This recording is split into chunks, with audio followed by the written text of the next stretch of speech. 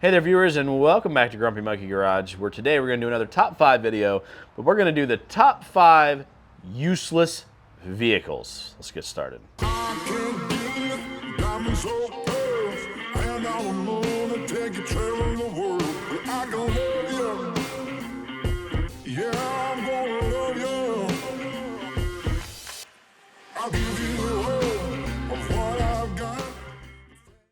All right, we've got a wide reach here of different categories, but what I'm going to define as a useless vehicle is a vehicle that has no purpose. For instance, if it's in a price category, something else in that same price category can do it better, or it generally sucks at its duty roll, whatever that might be. So really we're looking at cars that are useless. They have no purpose. Number 1, let's go ahead and piss everyone off right out of the gate, is the Nissan Titan, as you can see right here. First generation, I don't have too much experience with the second generation of them, but the first generation ran on for way too long, and they're inherently garbage. Now here's why they're useless. Because there's other garbage full-size trucks, like the Dodge Ram or the 11th gen F-150. It's expensive to buy, it's unreliable, the interior is made out of frickin' termites holding hands, and they're expensive to repair, so it has no redeeming qualities whatsoever. Compare that to another piece of crap we did a review on, the 4.7 Dodge Ram, is cheap to buy and cheap to fix. So you can make up for the lack of reliability and interior quality by the fact that you can shell out a couple quarters every now and again to actually fix your piece of shit. This is Nissan Titan, not fixable affordably at all. We had a transmission failure come in not that long ago. It'll be the third transmission going into that truck at 212,000 miles. It was like $6 grand to get that transmission rebuilt. It was ridiculous, and there's no used ones available around here because they've all gone bad. Also, the starter placement on this engine will make you a homicidal maniac. Anything that requires me to remove parts of the intake, fuel rail, and other things to get to a starter, whoever designed that. Number 2, before my blood pressure gets too high, useless vehicle. Mazda 626. Any of them.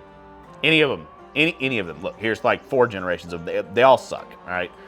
Why do they suck? Because they're not particularly unreliable. You know, they suck as far as comparing it to a Camry or an Accord or any of its counterparts, really. It's probably more reliable than some of the big Fords or like a Chrysler LHS, but middle of the road, still not terrible, but it's small. It's very small. It has very little space inside of it, and it doesn't get good miles to the gallon for being that small. On top of being small and not getting good gas mileage, it's not very powerful either. This thing is like having 4 hamsters on wheels running on the, a crankshaft while you're trying to accelerate the on-ramp. They have no power, no gas mileage, and they're small. Get something else. Number 3, useless vehicle. Dodge Nitro. Again, any of them. Why? I'm glad they didn't make them for very long because they're terrible.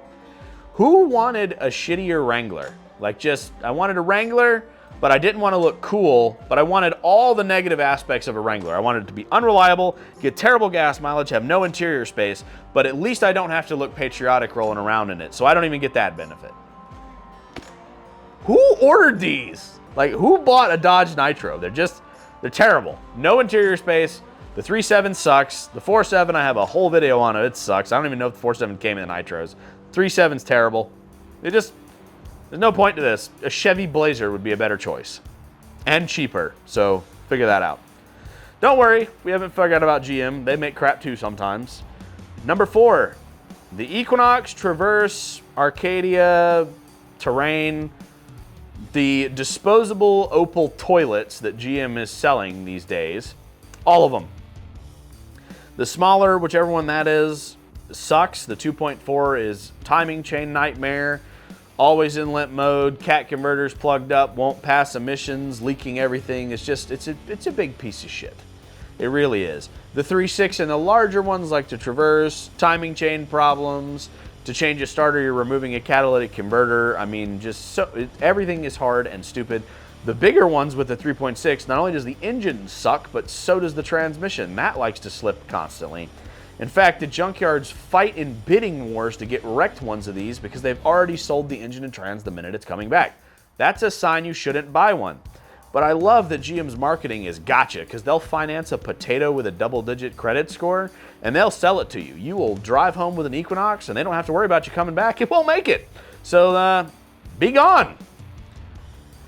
Next on our useless piece of crap car list, oh, before we get that, the Equinox, Traverse, Arcadia, all that, the interiors suck too. The leather rips if you get the high-end SLTs and things, and if you get the base model, when you slam the door, you're more likely to pull the door handles and door panel off when trying to slam the door than actually accomplishing anything, along with them being incredibly boring on the interior. If you're gonna be that much of a piece of shit, at least take a page out of Cadillac or BMW and make it an exciting piece of shit, you know? They only have boring problems like expensive mechanical issues like transmission and engine failure. At least make it nice to sit in while you wait for the tow truck.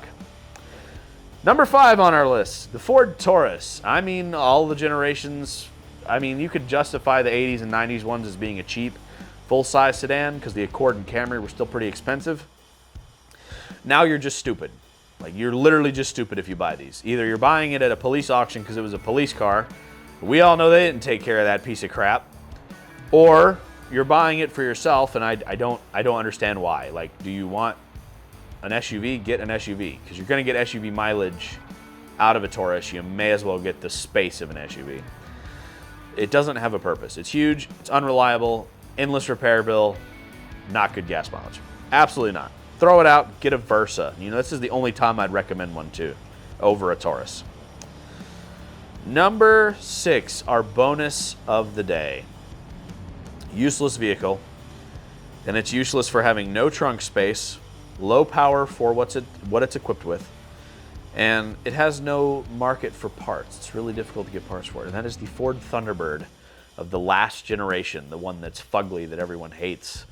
That Jaguar motor, or Jaguar-inspired motor, whatever they want to call it. Some Ford Thunderbird nerd is going to tell me in the comments that this thing was made by unicorns in the magical city of whatever, and it's actually great. I don't care. It's terrible. It's hard to work on. They won't stop leaking. Everyone that comes in here is super low mileage too, and they're all still terrible. And I know why they're low mileage, because if they got high mileage, they probably got mechanically totaled out. Don't like Thunderbird. If you want a muscle car, get a Mustang if you're looking for a Ford muscle car. More power, more aftermarket support, better to have. Thunderbird is just like the, I want to be wild and crazy, but in a tame manner. You know, I can't comprehend it. I'm geriatric at this point. I need a Thunderbird to get around. No, there's no purpose to a Thunderbird. Useless vehicle.